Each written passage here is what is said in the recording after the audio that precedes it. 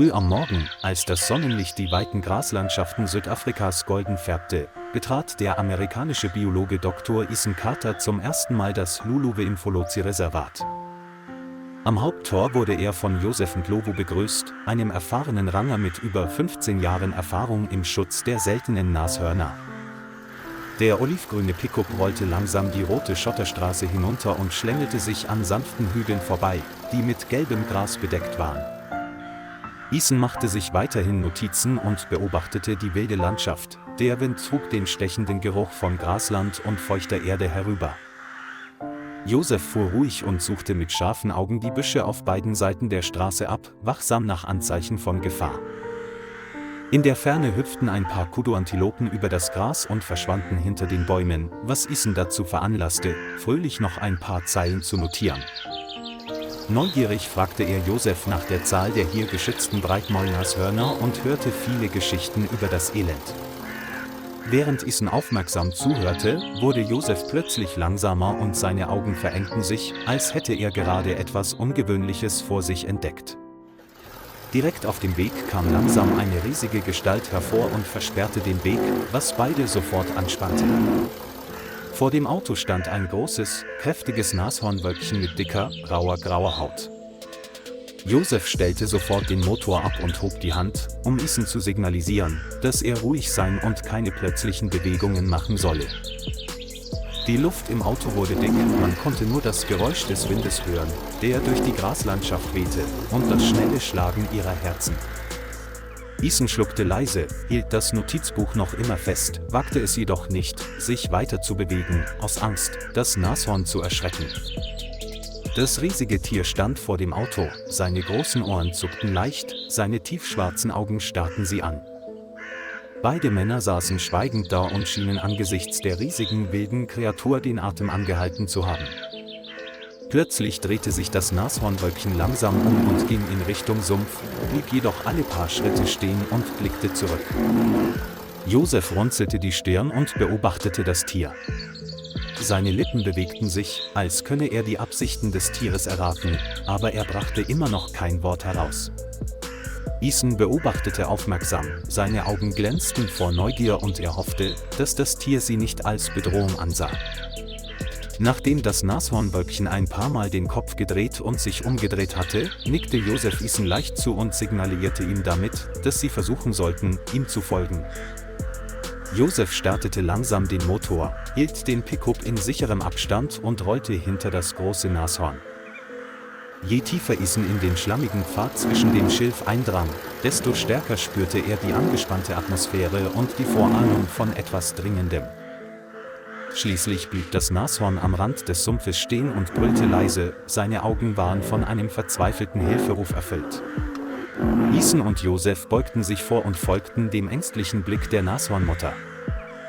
Vor ihren Augen bot sich ihnen ein Anblick, der sie beide sprachlos machte, ein Nashornbaby, das im Schlamm feststeckte. Es kämpfte, sank aber immer tiefer, bis nur noch sein Kopf und sein Rücken aus dem Schlamm ragten. Die schwachen, kindlichen Schreie ertönten, vermischt mit dem Geräusch des Windes, der durch die Graslandschaft wehte, und trugen zur Verzweiflung der Szene bei. Ethan bemerkte, dass die Nashornmutter sie mit ängstlichen Augen ansah, als würde sie um Hilfe flehen. Es versucht, uns anzurufen, um sein Kind zu retten, sagte Ethan leise, seine Stimme emotional, aber fest. Joseph nickte, stieg sofort aus dem Auto und öffnete den Kofferraum, um nach den notwendigen Werkzeugen für die Rettung zu suchen. Ethan öffnete langsam die Autotür, die Hände erhoben, und ging ein paar Schritte auf die Nashornmutter zu, um ihr zu versichern, dass er nichts Böses im Schilde führte. Das Nashornwölkchen stand still, seine Ohren zuckten leicht, bewegten sich aber nicht, und es schien, als ob es dem Mann vor ihr vertraute. Joseph holte ein starkes Seil hervor, warf es sich über die Schulter und bereitete sich darauf vor, durch den Schlamm zu warten, um das junge Tier zu retten. Joseph krempelte seine Hose hoch und tastete sich vorsichtig in den Sumpf vor, wobei er spürte, wie der Schlamm an seinen Schuhen klebte. Ethan stand dicht am Uferrand und ließ die Nashornmutter nicht aus den Augen, für den Fall, dass sie in Panik geriet und herbeieilte, um ihr Baby zu beschützen. Das Nashornbaby schien beruhigt, als es seine Mutter neben dem Menschen stehen sah, und seine schwarzen Augen funkelten vor Vertrauen. Josef beugte sich vorsichtig hinunter, fädelte das Seil um die Brust des Kalbs und machte einen Knoten, der fest genug, aber nicht schmerzhaft war. Er ging zurück zum Ufer und erinnerte Ethan daran, das andere Ende des Seils festzuhalten. Ethan befestigte das Ende des Seils schnell an der Anhängerkupplung auf der Rückseite des Pickups und behielt die Situation weiterhin aufmerksam im Auge. Josef kletterte auf den Fahrersitz, startete den Motor und trat langsam aufs Gaspedal, um keinen plötzlichen Zug auszulösen, der das Tier verletzen könnte. Stück für Stück bahnte sich der schwere, aber schwache Körper des Nashornbabys seinen Weg aus dem dicken Schlamm. Es stieß ein paar schwache Brülle aus, leistete jedoch keinen Widerstand, als wüsste es, dass der Mensch versuchte, sein Leben zu retten. Ethan hielt den Atem an und beobachtete, während sein Herz vor Angst hämmerte, dass ein kleiner Fehler all seine Bemühungen zunichte machen könnte. Trotz der kühlen Präriebrise rann Josef der Schweiß über die Stirn, seine Hände umklammerten das Lenkrad und er konzentrierte sich darauf, die Traktion einzustellen. Nach fast 10 angespannten Minuten wurde der kleine, aber schwere Körper des Tieres schließlich sicher ans Ufer gebracht. Die Nashornmutter kam sofort näher, brüllte leise und berührte sanft den Kopf ihres Babys, als wolle sie es beruhigen und ermutigen. Ethan holte einen Eimer Wasser aus dem Sumpf und wusch mit Josef vorsichtig die dicke Schlammschicht vom Körper des Nashornbabys. Als der Schlamm weggewaschen war, entdeckten die beiden eine tiefe, geschwollene und nässende Wunde am Vorderbein des Nashornbabys, aus der besorgniserregend Eiter sickerte. Josef kontaktierte sofort per Funk die Rangerstation und bat das Veterinärteam des Reservats um Notfallhilfe. Ethan blieb weiterhin neben der Nashornmutter stehen und vermied jede Geste, die zu Missverständnissen und Aggressivität bei ihr führen könnte. Die Mittagssonne schien grell auf das Grasland, doch die beiden standen noch immer geduldig da und warteten, ohne den Blick von der Nashornmutter und dem Nashornbaby abzuwenden. Ungefähr 30 Minuten später fuhr ein weißer Jeep eines Tierarztes vor und hielt in sicherer Entfernung. Schnell stiegen 2 Tierärzte aus dem Auto. Sie trugen medizinische Geräte und Narkosespritzen speziell für Wildtiere. Ethan redete weiterhin sanft und beruhigte die Nashornmutter, während der Arzt sich darauf vorbereitete, per Fernzugriff ein Narkosemittel zu verabreichen. Die Nadel aus der Narkosepistole wurde herausgeschossen und traf die Schulter der Nashornmutter, gefolgt von der für das Nashornbaby vorgesehenen Injektion. Nur wenige Minuten später lagen Mutter und Kind ruhig da und atmeten unter der Wirkung der Narkose gleichmäßig. Das Ärzteteam reinigte die Wunde sofort, entfernte das umgebende nekrotische Gewebe und nähte sie schnell mit sauberen Stichen. Sie verbanden die Wunde sorgfältig und injizierten starke Antibiotika und Stimulantien, um dem Nashornbaby zu helfen, sich schnell zu erholen. Ethan und Josef standen in der Nähe und beobachteten jede Bewegung.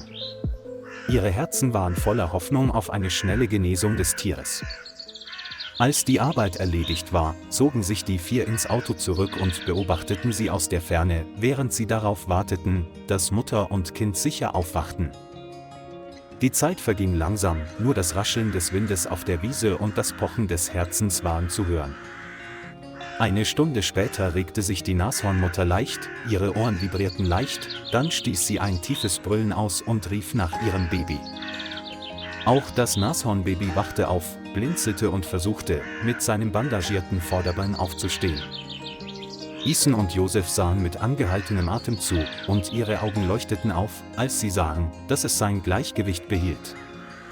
Die Nashornmutter neigte ihren Kopf und berührte sanft ihr Baby. Die beiden rieben ihre Haut aneinander, als wollten sie sich gegenseitig Wärme und Ermutigung geben. Die Gruppe der Tierärzte lächelte zufrieden und atmete gemeinsam erleichtert auf, als sie das Ergebnis ihrer Rettungsbemühungen sahen. Das Nashornbaby brüllte leise und seine runden schwarzen Augen leuchteten dankbar in Richtung der Menschen, die nicht weit entfernt standen. Auch die Nashornmutter blieb stehen, drehte den Kopf, um sie anzusehen, und ihre Augen waren voller unbeschreiblicher Dankbarkeit. Es stieß ein kurzes, leises Brüllen aus, drehte sich dann um und führte sein Kind im sanften Sonnenlicht des späten Tages in Richtung der fernen Wiese.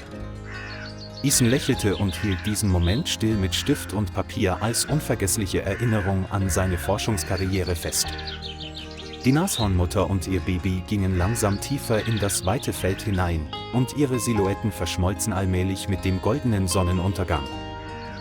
Ethan sah schweigend zu, sein Herz war erfüllt von Emotionen und Stolz angesichts der Bedeutung dieser Reise für den Schutz der Tierwelt.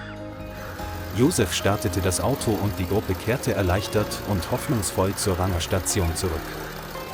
Als das Auto aus dem Sumpf rollte, blickte Ethan zurück und sah, dass die Nashornmutter immer noch gemächlich ihr Junges wegführte. Dieses Bild hat sich tief in sein Gedächtnis eingebrannt und ist zu einem lebendigen Zeugnis der Mutterliebe der Nashörner und der Verbindung zwischen Mensch und Natur geworden. Ethan versprach sich weiterhin der Erforschung und dem Schutz der Tierwelt zu widmen, damit Geschichten wie die heutige für immer weiterleben können.